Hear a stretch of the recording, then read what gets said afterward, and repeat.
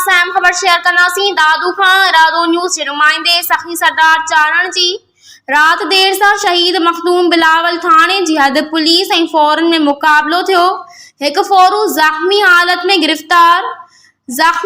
गिरफ्तार थियल फोरू जी सुञाणप बदनामे ज़माना फोरू गुल्लण पुट अब्दुल्ला पंवर नाले सां थी आहे। गिरफ्तार ज़ख्मी फोरू फुर कतल चोरियों पुलिस मुकाबला ऐं ॿियनि संगीन ॾोहनि में मुलविस आहे। शहीद मखदूम बिलावल थाने जे SHO पुलिस अमले सां मामूल मुताबिक गश्त दौरान फुलजी स्टेशन लिंक रोड शेर मोहम्मद सोलंगी रेलवे फाटक भरिसां ॾोह जे इरादे सां बीठल हथियारबंद फोरू सां मुकाबलो थी पियो। फायरिंग जी ॾे वठि सबबि गुल्लण पंवर खे ज़ख्मी हालत में गिरफ्तार करे वरितो ऐं ॿिया हथियारबंद फोरू पुलिस मथां फायरिंग कंदा फरार थी विया।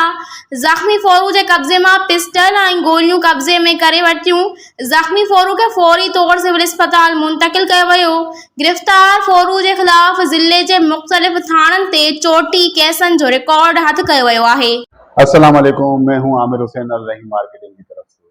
फरहान अली वारिस सिटी जो कि सेफ एंड सिक्योर प्रोजेक्ट है और तमाम इदारों से मंजूर शुदा है, प्री लॉन्चिंग के बाद अब करने जा रहे हैं अपने प्रोजेक्ट को लॉन्च। प्री लॉन्चिंग रेट्स जो कि 180 गज का प्लॉट 3,36,000 का था और उसकी इंस्टॉलमेंट थी 5,600 और अब करने जा रहा है इसको 5 लाख पे। और इसी तरीके से 120 गज का प्लॉट जो था वो 5 लाख का था जो कि अब होने जा रहा है 8 लाख का और उसकी इंस्टॉलमेंट रेट थे 8,500। प्रोजेक्ट पर डेवलपमेंट का काम बहुत तेज़ी से जारी है, तो आज ही अपना प्लॉट जल्द अज जल्द बुक करवाएं 1 जून से पहले और अपना फ्यूचर सेव करें, अपने बच्चों का फ्यूचर सेव करें। बहुत शुक्रिया, अल्लाह हाफिज़।